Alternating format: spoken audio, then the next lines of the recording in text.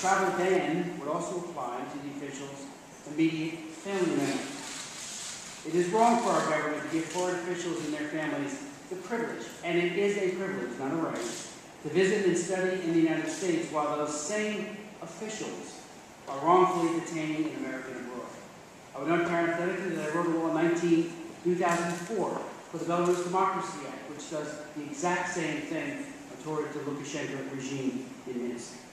While this bill works its way through the legislative process, our committee will continue to pursue every means possible to secure Mr. Ostreicher's safe return to his wife, children, and 11 grandchildren. And that is why we're holding this hearing today.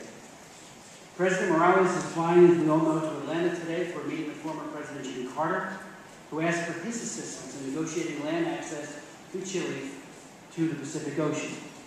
Our hope is, and we've been assured, that the President, former President of the United States, will raise this issue. I contacted the Carter Center earlier today, and I was told that it was on the agenda. I'm very, very encouraged by that. This hearing certainly fits the bill regarding the incarceration of Jacob Ostreicher, a U.S. citizen who for over 2 years has endured a nightmare that is both unfair and unjust. And I'm sorry to say that we're here having this hearing again over so much time.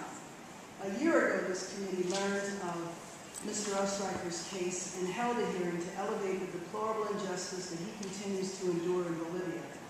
His wife, daughter, and members of his community sat in this very room and earnestly pleaded for justice and his safe and immediate release. His return to the United States would put an end to the traumatic events that have consumed him and his family for far too long. His return would also bring some sense of normalcy in their lives. This is not too much to ask or demand.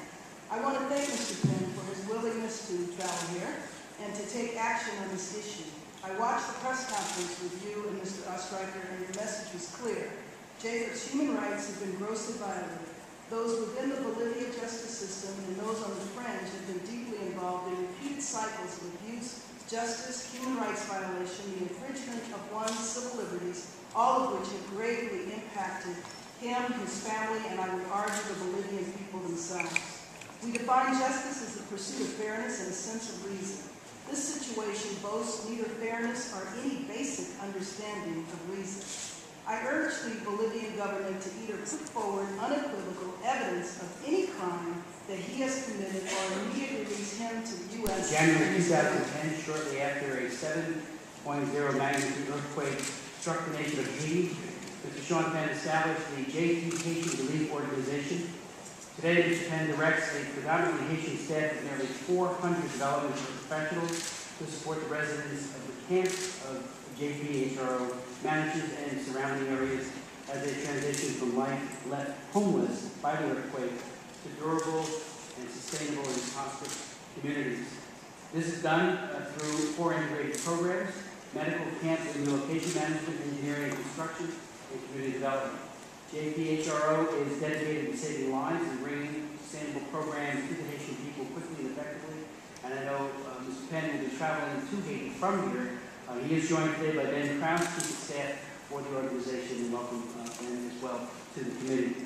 For his efforts, Mr. Penn received numerous awards and honors. He was named Ambassador at Large for Haiti and presented with this honor by the President at a ceremony in Port-au-Prince in 2012. More recently, Mr. Penn was presented with the 2012 Peace Summit Award at the 12th World Summit of Nobel Peace Laureates, a tribute for extraordinary solidarity by the Haitian Parliament and the combined meeting of the National Assembly. There are, in addition to a long list of impressive awards and recognition for the U.S. Army, International Humanitarian Fund, and others that have flowed to him for his work. In addition to humanitarian work, Mr. Penn, as we all know, has become an American film icon in a career spanning nearly 3 decades, 30 years. Mr. Penn has received 2 Academy Awards and 5 Academy Award nominations for Best Actor.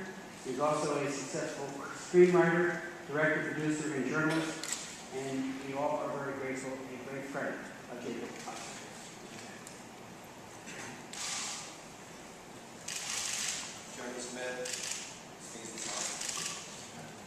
Chairman Smith, distinguished members of the committee.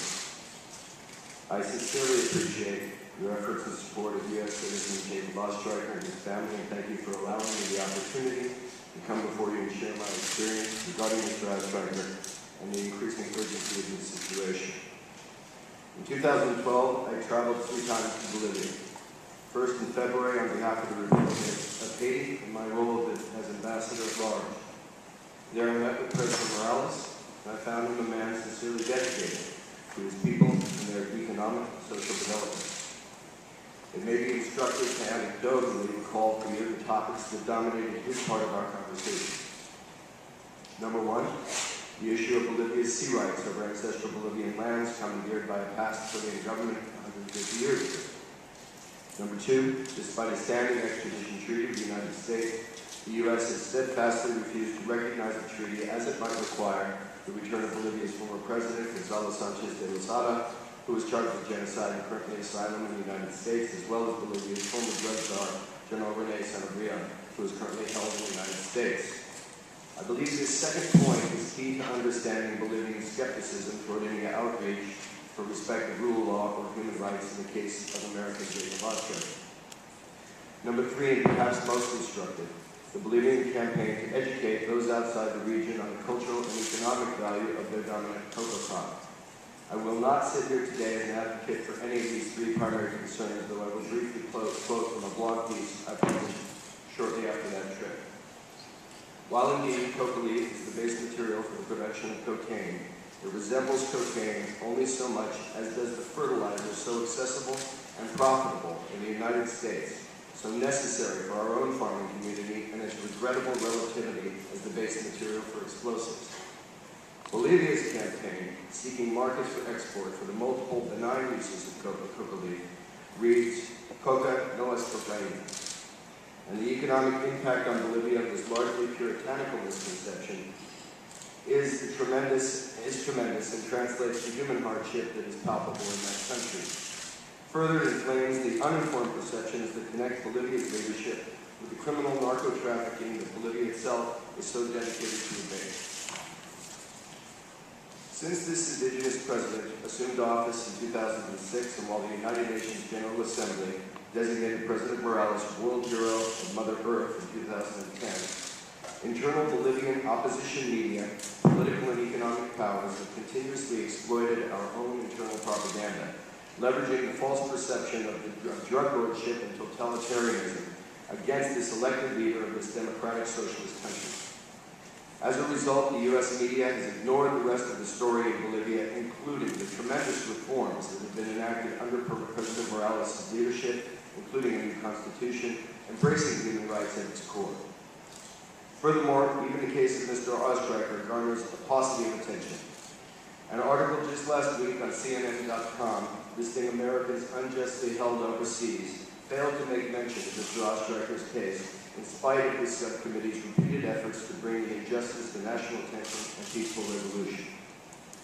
My second trip to Bolivia in October of 2012 resulted from a call from a colleague who had been contacted on behalf of the imprisoned American Jacob Ostreicher.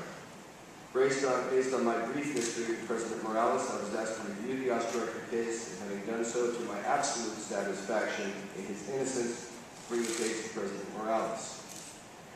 I began by reviewing the report of former FBI investigator Steve Moore, consulted with Mr. Ostreicher's Bolivian attorneys, as well as his Washington-based law firm representing he and his family pro bono, and discussing the matter with Mr. Ostreicher's wife, Mary Munger. All of these people have provided testimonies to this subcommittee before, and I would strongly encourage all of the new members to review the testimonies provided on June 6 and on August 1, 2012, so as to better inform yourselves to the injustice of Mr. Ostreicher's situation. I continued my investigation, discussing the matters with members of the United States State Department, and made inquiries to my Venezuelan and Bolivian colleagues. Finally, I thoroughly reviewed the situation on the ground myself in Bolivia. Following all of this, I was not only personally and thoroughly convinced of Mr. Ostreicher's innocence, but particularly alarmed by a consensus both among Bolivian officials as well as the international sources that the unevidenced prosecution of Jacob Ostreicher was SOP, standard operating procedure, in the fundamentally corrupt Bolivian judiciary. At that point, I requested a second meeting with President Morales. In that meeting in La Paz, I was able to share with the President the materials that had been provided me, as well as additional information I had garnered from multiple sources. I will subject my intuition to your judgment. I was convinced then, and I remain convinced today, that these findings were received by the President with tremendous personal and human grief. That the President had indeed inherited a judiciary that at once is populated by brave and ethical servants of the Bolivian people and the rule of law, but that within it, a mafia-proportioned criminal network referred to as La Red in Bolivia maintains a devastating grip on power, extortion, narco-trafficking, and human cruelty. I was not educating a president, but I was witnessing one who, like any president, faces the multifaceted challenges of governance. This president was being asked by an American friend to put laser attention on a single case, but one that he knew and that I would come to know reflected the challenge and gravitas of the situation at large for the Bolivian government and its people in respect to the judiciary.